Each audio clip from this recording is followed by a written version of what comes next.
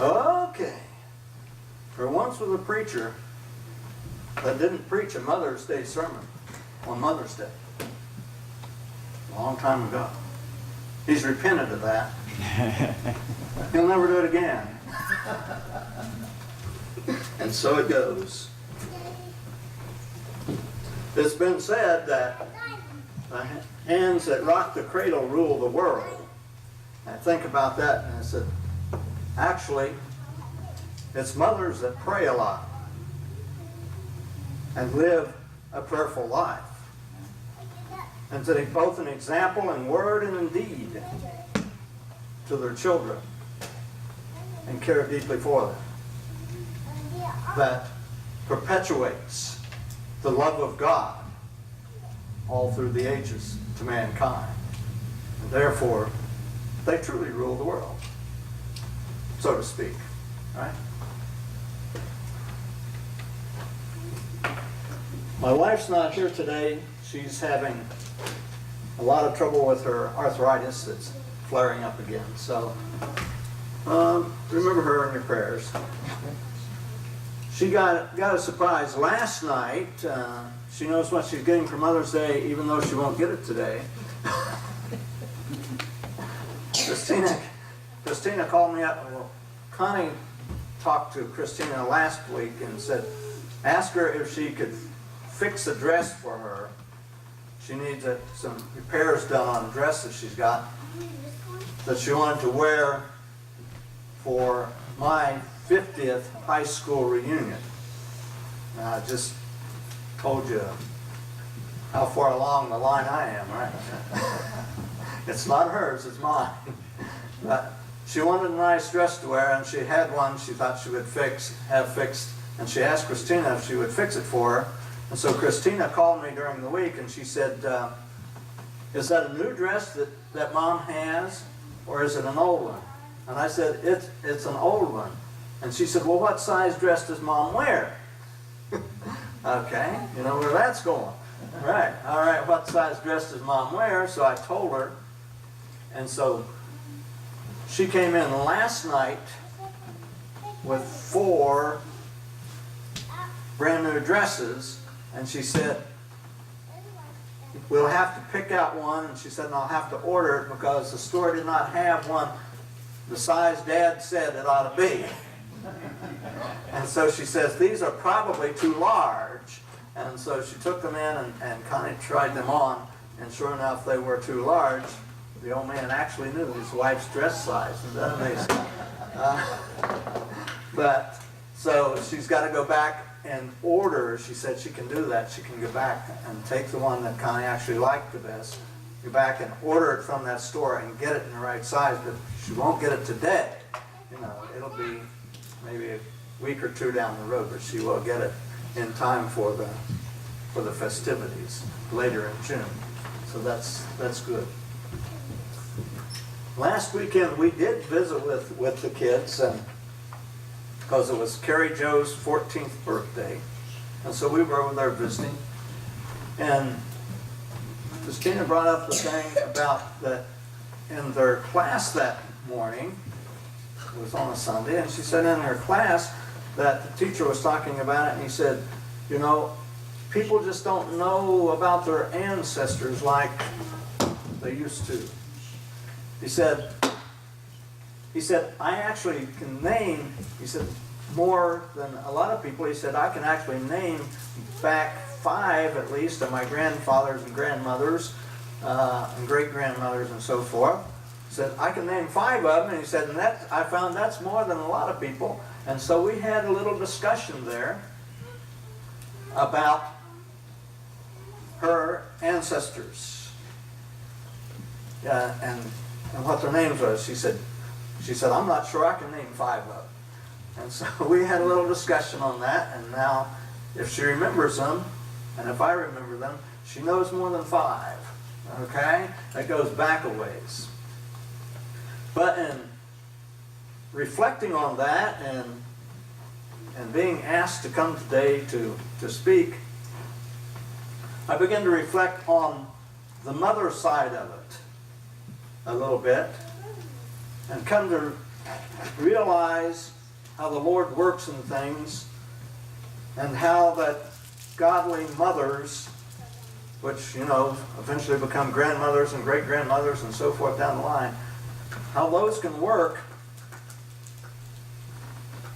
in the lives of their children and their grandchildren and so forth to keep the word of the Lord alive and the brotherhood and the love that we have one for another alive. I got to thinking about that because my mother has informed me about things in the past, you know, and I know some things about my father's lineage too. We talked about that a little bit. We might not want to talk a whole lot about that one, but because I'm not sure of which one of my great-great-grandfather's wives that I actually descended from. We think maybe it was the Indian one, the Shawnee lady, which he decided to use for firewood. And the sheriff told him that wasn't a nice thing to do, and he was the first man sentenced to be hanged in Sauter County, Ohio. So we don't talk about him much. But yeah. So, you know, I'm not even sure, because they're not positive, which one of the four wives, that is, if he was married to all four of them, but anyhow. So, Dad's a better man. Dad was an elder in the church, so we'll get that straightened out right now. But going back on my mother's side a little bit, there was a Revolutionary War general, and I'm not remembering his first name right now, but his last name was Waite, General Waite in the Revolutionary War, who, for his services and so forth, got some land in southern Ohio and settled there, and they called the place Waite Station. It's changed its name now. But he had a daughter, and I don't remember how many children he did have, but he had at least one daughter who was very studious in the scriptures and so forth, a sister in Christ. Right? This would have been back in the 1700 to 1800 period, right? Somewhere along that line. Why do I say that? Well, because she's lineage back here, right? And my great-great-grandfather, right? Henry married this lady. Now he is very staunch German, Lutheran, and very set that way. And they get married. And somebody said to her one day, he said, well, what if he wants to have your children baptized in the Lutheran church, you know, because they do that when the children are born after, what, a few weeks or something. They have them christened and baptized, you know, sprinkled actually, I think, wherever, how they do that. And she said, won't matter, won't hurt them none. But as the story goes, they say the neighbors noticed quite often that those coal oil lamps was lit early in the mornings and late at night. And people said what was going on was they was discussing scripture. They'd be up late at night and early in the morning and they was discussing scripture. Well, great-great-granddad obeyed the gospel. I'm not sure at what period in time, but he obeyed the gospel and is part of the founding fathers to one of the earlier congregations in Sauter County. So, you know, this is coming down the lineage there. And then they had some children. I don't remember how many. At least, I think there was at least 5 boys in that line. One of which became my grandfather on my mother's side. So it come down that way because this lady back there had convinced her husband of truth, and it came on down. which was kind of an interesting thing because then he married a lady, the name of my grandfather's name incidentally is Harry Schomburg. Harry Schomburg. He married a lady by the name of Laura Presley, and her dad was a hard-shell Baptist preacher. Almost what we call the holy roller type. On Sundays and out in public, he was a great guy, they said. But at home, he was a tyrant. Two separate, different people. So that's what she grew up with until he died. I mean, he controlled the family with an iron hand and used the scriptures to do it. But when he died, then his wife, who couldn't read, had her daughter reading to her from the Bible and going, "What? He never said that to me." And so, because of that, there was a gospel meeting in town that they went to. You know, back in those days, people went to gospel meetings. Like, preachers would come into town, and it didn't matter who they was from or whatever. They'd come into town, set up a big tent. I'm actually old enough to have gone to those tent meetings. Really. And they would go. I mean, there was no TV, right? And things like that. So basically, it was sort of entertainment, but it was an opportunity to preach the gospel. And so my great-grandmother then and my grandmother at the time, along with some other children, went to the gospel meeting, and it was a Church of Christ preacher. And she listened to what that man was saying, and she said, "That's what you've been reading in the book." And so they obeyed the gospel. And these two joined together.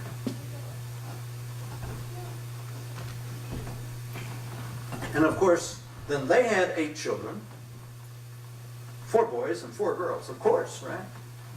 They had 8 children, of which my mother was next to the youngest. My mother was next to the youngest. And she grew up, and she met my father. They were both young. She met my father. Now my father, my father at the time, she met him. He was playing guitar and mandolin in a band. A church band, right? Because his mother was a good old Baptist lady. Now she was a good old Baptist lady. Actually, she wasn't old, but she was a Baptist lady, right? And she was faithful. And so Dad and his younger brother and a couple other guys, and they had this band, you know, and they went around and they played at various churches. It didn't matter what. Dad used to tell about it. He said, knew the songs. He said, knew the songs to play and when to play them. He said, because just before they got past the hat, which they was going to give us for being there to play it, for playing, he said, we knew which songs to play. He played the sadder songs, you know. You got them feeling kind of sad. And so when the hat come around, people put more in it. And he said, and then we would take that and we would go down the street to the bars and we'd have a few beers and whatever, you know. That's the background he come from. First date they had, they went Bible study out to the congregation which my grandfather had helped establish. They went to Bible study. Well, that's okay. He'd been in lots of churches, you know. Might be another opportunity to get to sing, play, you know, another place to play and sing, right? And he said, there these people sat around and they were studying the Bible. They were literally just studying the Bible. He said, I couldn't believe it. I'd never seen that in any place I'd ever been, where they just sat and studied the Bible and talked about it. And so he went back and back. And so he obeyed the gospel. My mother's a praying woman, more so than I know.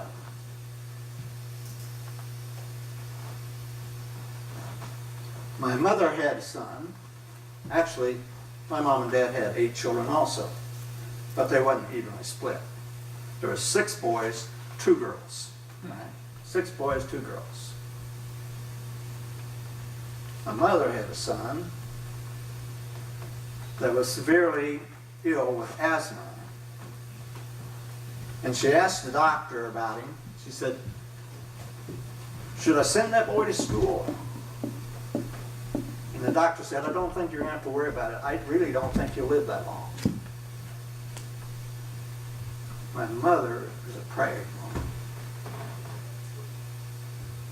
I'm here today. I went through school. It took me a little longer.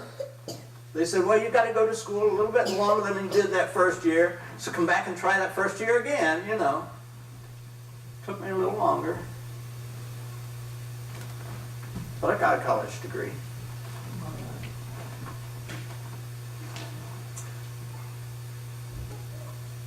Out of the 8 children that my parents have,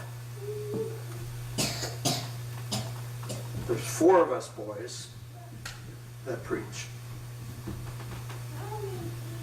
One of them was more into music and that sort of thing, and so he was a great song leader and a great teacher. But publicly speaking, it wasn't his thing, but he was a great teacher. Another one was part of the founding people for the congregation in Greenville, Ohio. One of my brother-in-laws is a preacher. He didn't, that's cool. He didn't intend to be. He was a school teacher. He never intended to preach at all. But my sister, on the other hand, who he married, it was her goal in life. From the time she was very young, she always said, I'm going to marry a preacher. It was just, she's 2 years younger than I am. She said, I'm going to marry a preacher, and that was always her thing. Well, she went to Canada. She went to Canada to work in a campaign type thing.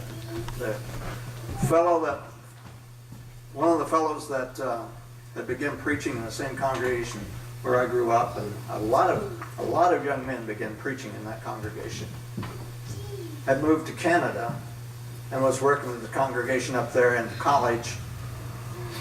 And he sent out word, we're going to have this campaign, and asked for volunteers. I volunteered.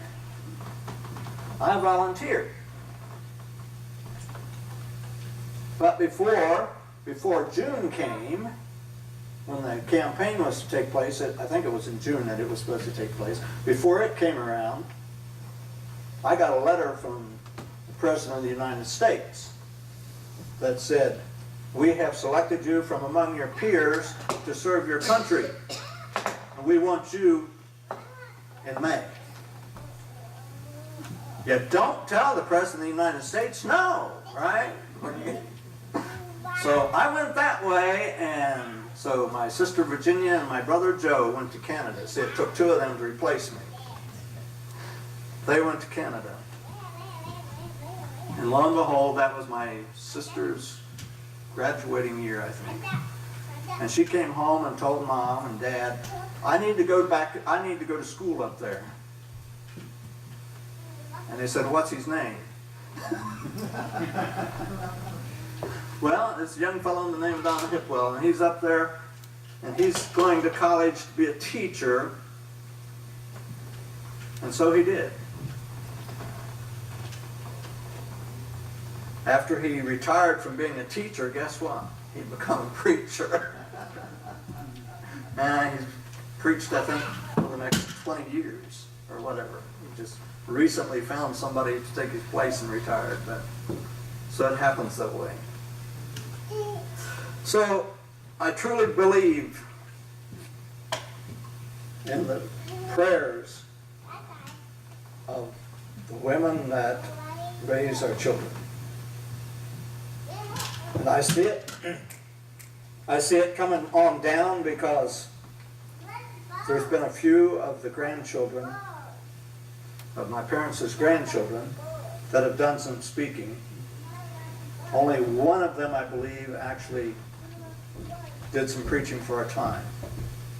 But now, you see, I see also in her, at least one of her great-grandsons, who is my grandson, which you have had the privilege of hearing, and will hear again, Lord willing, Nathaniel.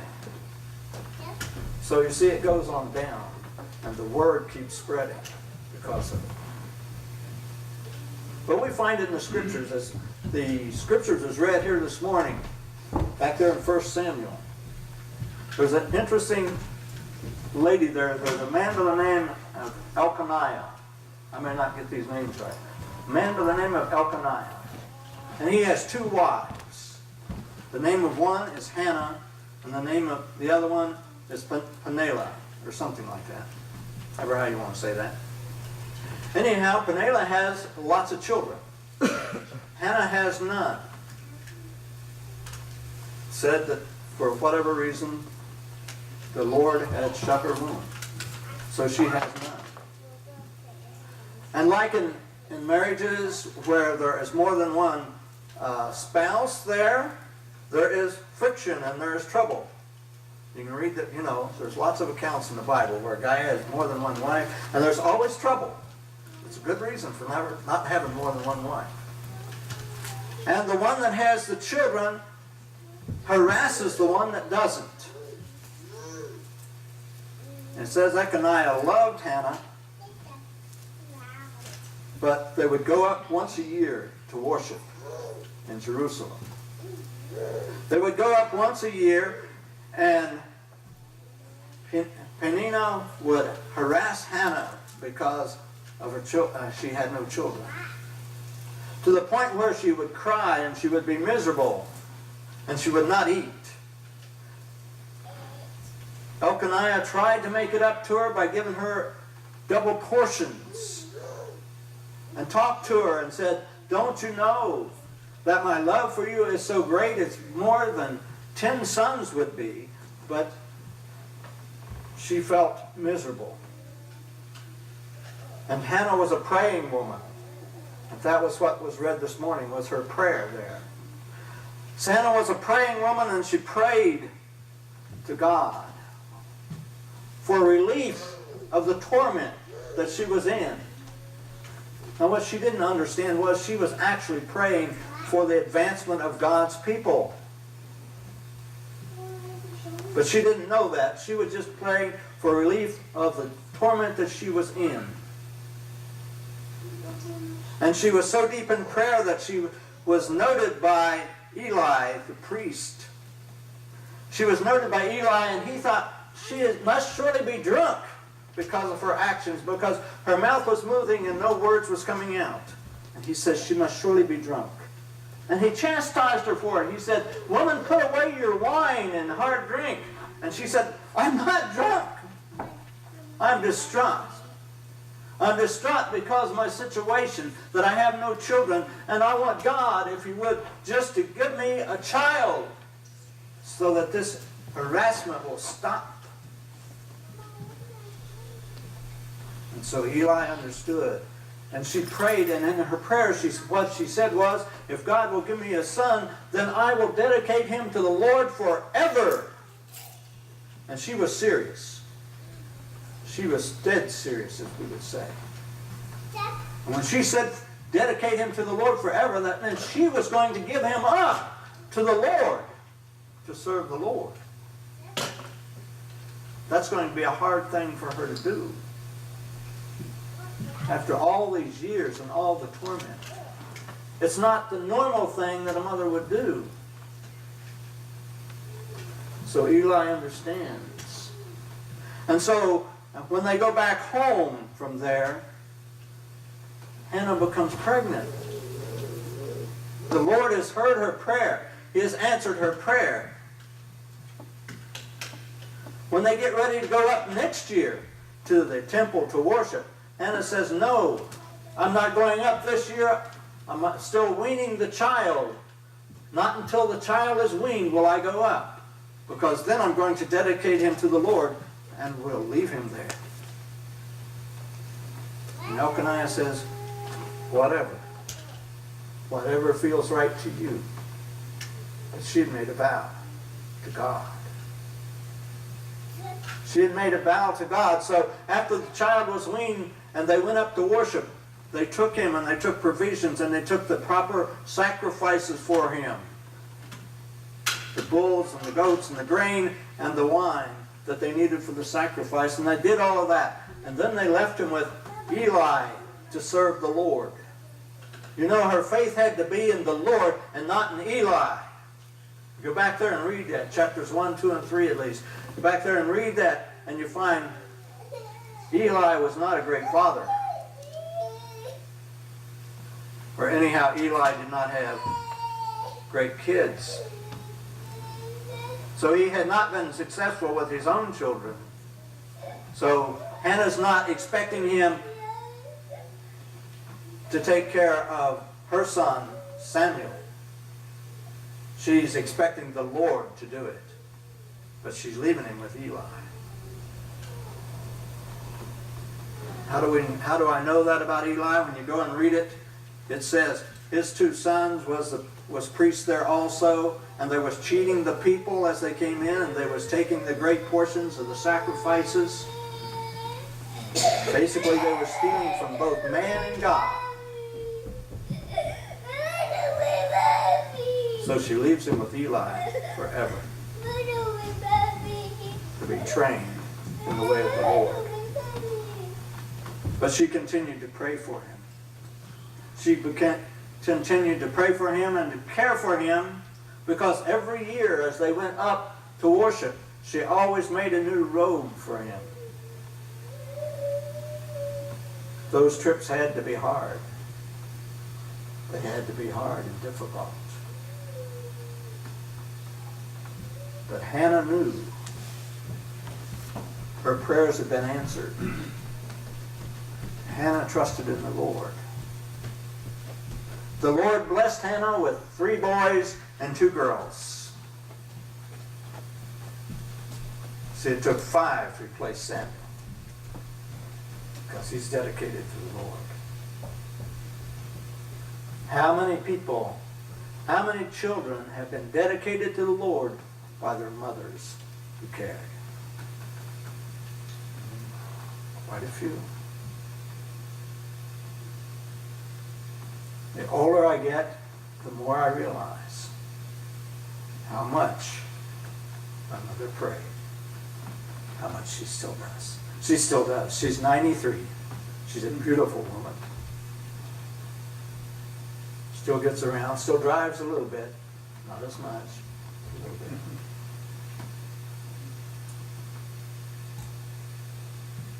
I know that many of you can relate to those kind of things. If you look back through your history, you probably see the same type of things. Women that care. It's the same type of love that God must have had when He sent Jesus to this world, His only Son. And a woman gave birth to Him. A woman gave birth to Him, knowing that He would be special, knowing that He was ordained of God. But then came to a point where she endured the most horrendous thing that a mother can endure. She watched her son die on a cross. Died because of love for you and me and all the world. I think back about how horrendous that love is, because this week I also got in the mail the newsletter from the Hope group that Connie and I, we don't attend the meetings anymore, haven't for 10 years or more, but we still support them because of the work they do. That reminded me. Mother's Day is, while all the celebration goes on, and it's a wonderful day, a lot of people having fun. Not all mothers are happy today. Today is one of the hardest days in some mothers' lives. Now, first few years, you ask that question, am I a mother anymore? My child has gone home to the father. Am I a mother anymore? Am I a father anymore? And it takes a while to realize, yes, I am. I'm still a father. I'm still a mother. It's a different relationship. I told my oldest daughter, Christina, one time, I said, it's a different relationship. And she said, how can that be? How can you have a relationship with Sabrina? She's gone. I said, it's different, but it's a relationship. It's a spiritual relationship that we all have. We just don't realize it for a while. It's that spiritual relationship because our spirit lives forever. And so when we leave this life and go on, the spirit goes on. And so there is a relationship there. I know it's hard to understand, but it's there. But the encouragement, if you know a young mother that may be going through that state at this time, let them know. Let them know they're still a mom. They're still a mom. And encourage them.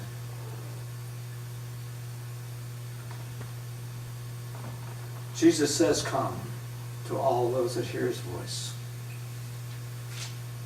He reaches out with loving arms.